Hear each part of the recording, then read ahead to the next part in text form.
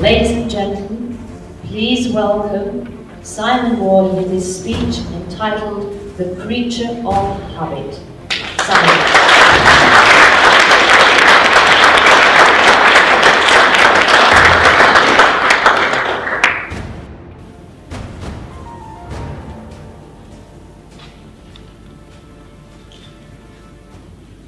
Chair, ladies and gentlemen, I have a problem that I want to share. You seem quite a trustworthy and sympathetic bunch. Maybe you feel the same, so I'd like to get it off my chest. So here goes. My name is Simon. This is where you say, hello Simon. Hello. Hello. My name is Simon.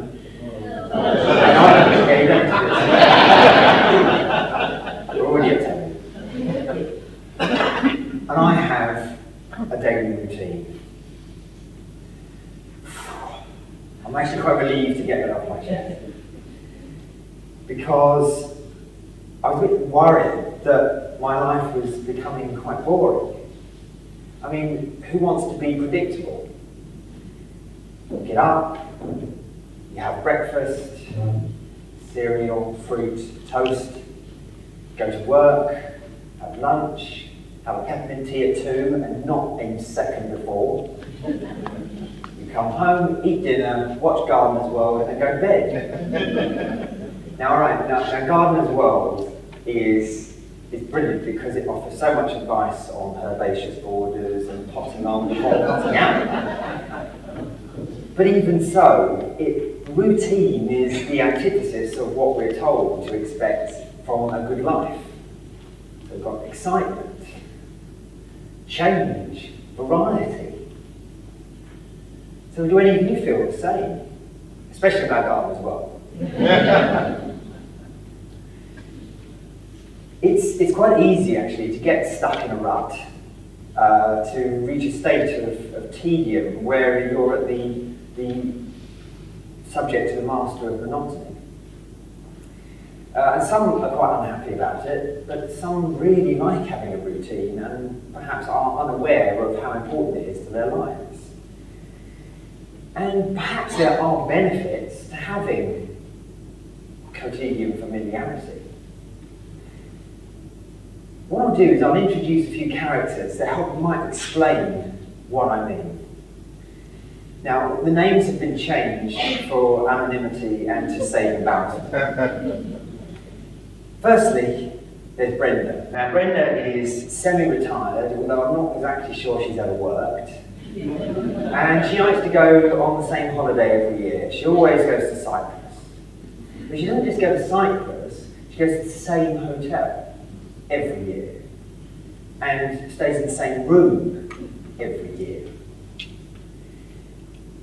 And I made the mistake of, when she was talking about this new holiday that she was going on to celebrate her husband, we'll call him Larry's 65th birthday, and bearing in mind she'd already been away in April, she told me that she was going away again, and I said, stupidly, well, where are you going? And you can imagine this, you can imagine the response. Then there's Leroy. Now Leroy was a flatmate at university. He was a very, very hard-working medical student, never missed an episode of Scrap Heap Challenge, and only went to the gym on the off day. But Leroy used to have the same dinner every week. So Monday was Goodfellas frozen pizza night, Tuesday was boiling a bag of curry, chicken never full, and Wednesday was southern fried chicken night, and all served with a cluster of cherry tomatoes. And then there's Trudy. Now Trudy is a neighbour of my mother-in-law who, of quite a nervous disposition, has her hair done every Thursday afternoon without fail. And she always, despite an offer to go to the bingo with my mother-in-law and the enticement of a free link game and a glass of Chardonnay served at room temperature. We can't pull her away from the weekly shampoo and set. And finally, we have Derek. Now, Derek isn't really sort of an acquaintance or anybody I know, but I was watching Channel 4's Obsessive Compulsive Cleaners. And he was one of the experts who would go into somebody's house and tell them what was wrong with the cleanliness of their home. And he likes to clean his stainless steel hob 4 times a day. But not just to clean it, but it has to be in sort of even strokes like that and in even numbers.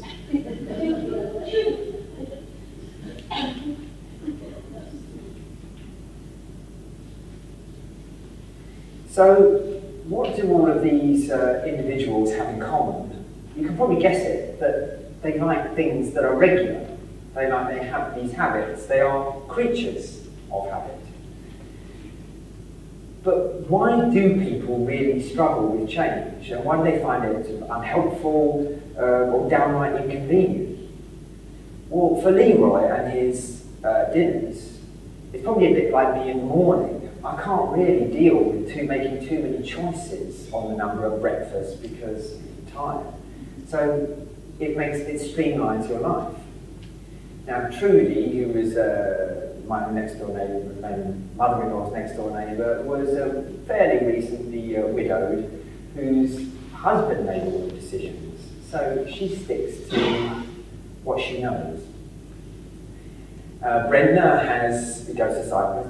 She has IBS and probably finds it less nerve-wracking to eat, British foods in a 40-degree heat on a Mediterranean island as opposed to the mainland.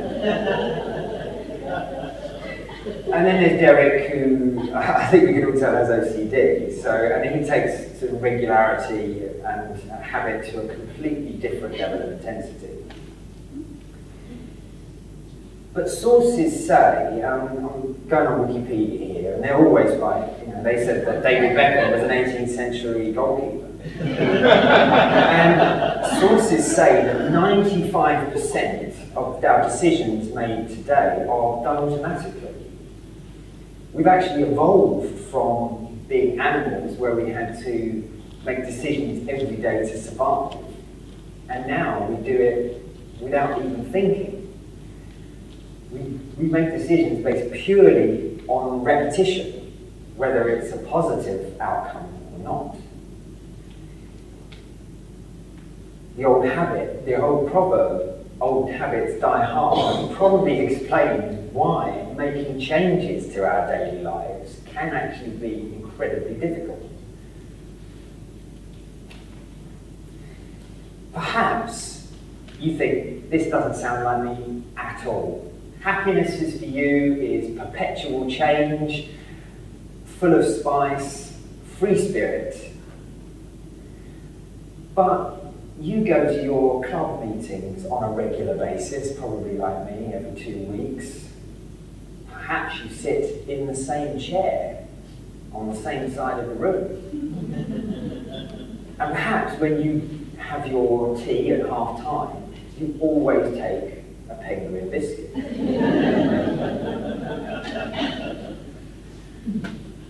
And of course we have our agendas. Without those, God, the meetings would be complete chaos. So perhaps there are benefits to routine. For one, they keep us on task when things in life can be quite difficult. They also provide our lives with a structure to work within. And as you may have experienced, having untamed mind is a complete minefield. Without regulation or focus, we have the conditions for perpetual procrastination. So actually, days like our Speakers Club meetings are probably better organised. And of course, happiness isn't the things that we just enjoy on one-offs. It's the things we experience on a regular basis. We come to rely on and take pleasure in the things we do quite often. You know, we take comfort in the likes of having the Queen at Christmas, traffic, a chair, ladies and gentlemen. And of course, there is phenomenal joy when you do finally break it, albeit slightly. Because actually, a free spirit needs to have a structure to break from, to be routinely unroutine. So, perhaps if Brenda wanted to go on holiday to Cyprus, she could go to a different hotel or stay in a different room.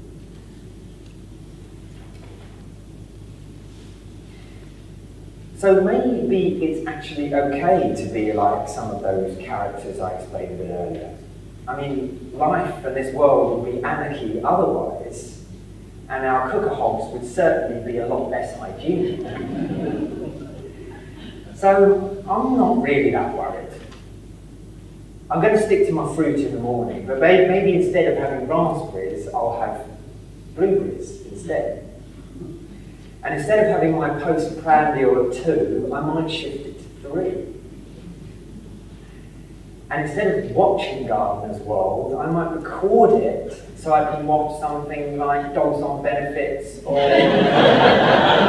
You've Been Framed 100 Greatest Animals. It's nothing more than, at least I'll appreciate Monty Don a lot more than I do now. So perhaps I can convince you to do the same. So by all means, whenever you go to your Speakers Club meetings, have a penguin. Perhaps have a different biscuit. By all means, take one. But maybe stray from tradition a little bit and have a breakaway instead.